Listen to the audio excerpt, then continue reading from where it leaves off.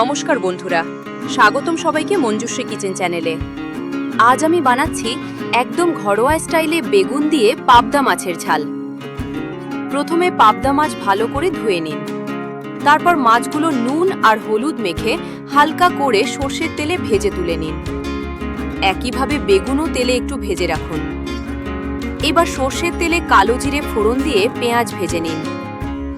তারপর হলুদ, লঙ্কা গুঁড়ো, নুন আর জিরে গুঁড়ো দিয়ে ভালো করে মশলা কষে নিন।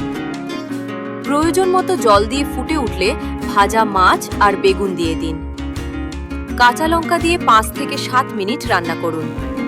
শেষে ওপর থেকে ধনেপাতা ছড়িয়ে দিলেই তৈরি ঝাঝালো সুগন্ধি পাবদা মাছের ঝাল। রেসিপি ভালো লাগলে লাইক, শেয়ার আর সাবস্ক্রাইব করতে ভুলবেন না মঞ্জুশ্রী কিচেন চ্যানেলকে। সবাইকে ধন্যবাদ।